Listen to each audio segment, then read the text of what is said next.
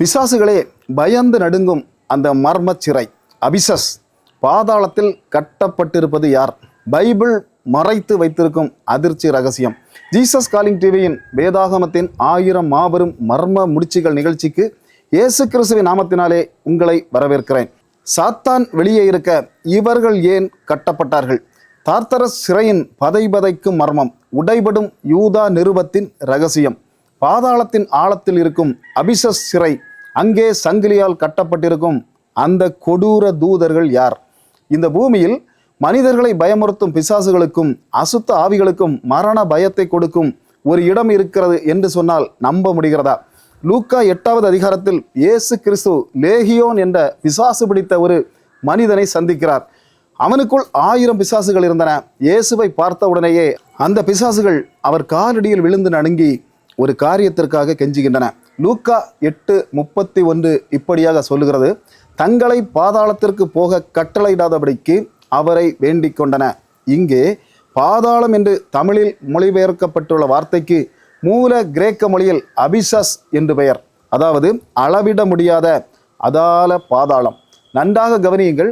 மனிதர்களை ஆட்டி படைக்கும் பிசாசுகள் நரகத்தின் நெருப்பை பார்த்து பயப்படவில்லை. மாறாக இந்த அபிசஸ் என்ற சிறைக்குள் எங்களை தள்ளிவிடாதீர்கள் என்று இயேசுவிடம் கதறுகின்றன. அந்த அபிசஸ் சிறைக்குள் அப்படி என்ன பயங்கரம் ஒளிந்திருக்கிறது? அங்கே யார் அடைத்து வைக்கப்பட்டிருக்கிறார்கள்? அந்த இருண்ட ஆழத்தில் பல 1000 வருடங்களாக அசைக்க முடியாத சங்கிலிகளால் கட்டப்பட்டு உலகத்தின் முடிவுக்காக காத்து கொண்டிருக்கும் அந்த அதிபயங்கரமான கைதிகள் யார்?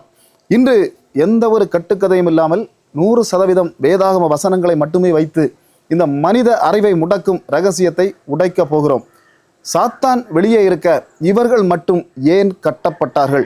ஒரு மாபெரும் ஆவிக்குரிய தர்க்கத்தை இப்போது உங்கள் முன் வைக்கிறேன். பரலோகத்தில் தேவனுக்கு விரோதமாக கலகம் செய்த லூசிஃபர், அவனோடு சேர்ந்து 1/3 தேவதூதர்கள் கீழே தள்ளப்பட்டார்கள் என்று பைபிள் சொல்லுகிறது. ஆனால் பேதுரு அப்போஸ்தலன் சொல்லுகிறார், சாத்தானானவன் கெர்ச்சிக்கிற சிங்கம் போல எவனை விழுங்கலாமோ என்று வகை தேடி சுற்றி திரிகிறான். 1 பேதுரு 5:8 இதை சொல்லுகிறது.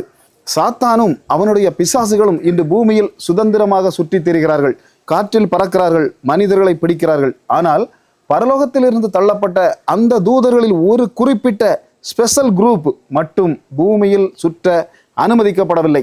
அவர்கள் மட்டும் இருண்ட பாதாளத்தில் கொடூரமான சங்கிலிகளால் கட்டப்பட்டிருக்கிறார்கள்.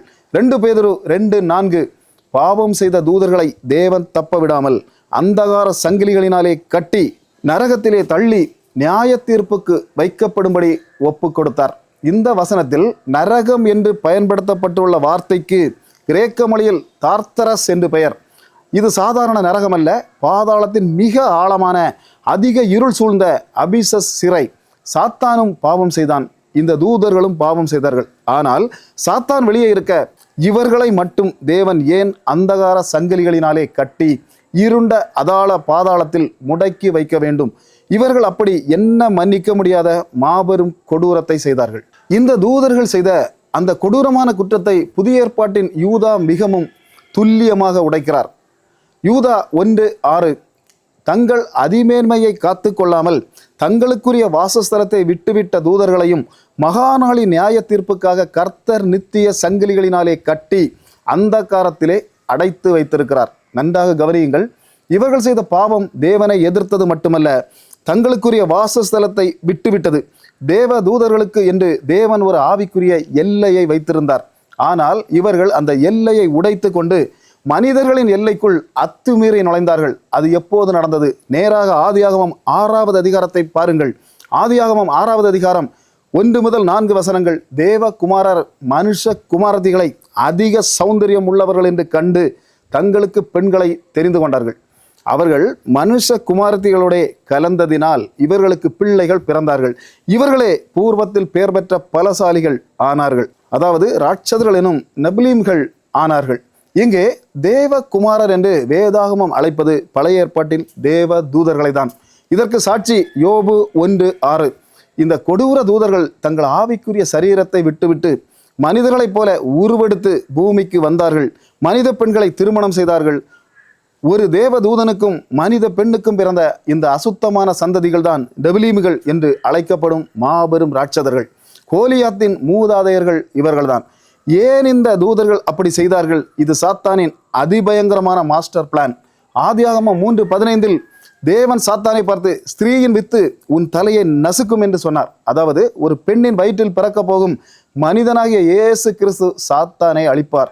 உடனே சாத்தான் ஒரு திட்டம் போட்டான். மனிதர்கள் இரத்தத்தில் தானே இயேசு பிறக்க வேண்டும். மனிதர்களோடு தேவதூதர்களை உறவு கொள்ள வைத்து மனிதர்களுடைய டிஎன்ஏவை அசுத்தப்படுத்திவிட்டால் 100% தூய்மையான மனித ரத்தம் பூமியில் இருக்காது. மனித ரத்தமே இல்லை என்றால் இயேசு எப்படி பிறப்பார்? இந்த அசுத்தமான வேலையை செய்யத்தான் இந்த தூதர்கள் பூமிக்கு வந்து மனிதர்களோடு கலந்தார்கள். ஒட்டுமொத்த மனித குலத்தின் இரத்தமும் மாசடைந்தது. இதனால்தான் நோவாவின் காலத்தில் மனிதர்களை அழித்து, நெபிலீம்களை அழித்து, அந்த இரத்த வழியை துடைத்தறிய தேவன் மாபெரும் ஜலப்பிரளயத்தை கொண்டு வந்தார். நோவா மட்டும்தான் தன் சந்ததிகளில் உத்தமனாயிருந்தான் என்று ஆதியாகமம் 6:9 சொல்லுகிறது. ஜலப்பிரளயத்தில் அந்த ராட்சதர்களை அழித்த தேவன் அந்த அசுத்தமான காரியத்தை செய்த அந்த தேவ தூதர்களை என்ன செய்தார் தெரியுமா? அவர்களை சும்மா பூமியில் நடமாட விட்டால் அவர்கள் மீண்டும் மனிதர்களின் இரத்தத்தை கெடுத்து இயேசு கிறிஸ்துவின் பிறப்பை தடுத்து நிறுத்துவார்கள் என்று தேவனுக்கு தெரியும். அதனால்தான் உலக சரித்திரத்திலேயே எந்த தூதர்களும் கொடுக்காத மாபெரும் தண்டனையை இவர்களுக்கு கொடுத்தார். அவர்களை பிடித்து பூமியின் அதாள பாதாளத்திலே உள்ள அபிசஸ் அல்லது தார்த்தரஸ் என்ற அந்த மாபெரும் இருண்ட சிறைக்குள் தள்ளி யாராலும் அவிழ்க்க முடியாத நித்திய சங்கிலிகளால் கட்டி போட்டார். இன்று வரை அந்த தூதர்கள் வெளியே வர முடியவில்லை. மாபெரும் நியாய தீர்ப்பு நாளுக்காக அந்த இருளில் அவர்கள் அலறிக் கொண்டிருக்கிறார்கள். அதனால்தான் லேகியோன் பிசாசுகள் எங்களையும் அந்த அபிசஸ் சிறைக்குள் அனுப்பி நித்திய சங்கிலியினால் கட்டிவிடாதீர்கள் என்று இயேசுவை பார்த்து மரண பயத்தில் நடுங்குகின்றன.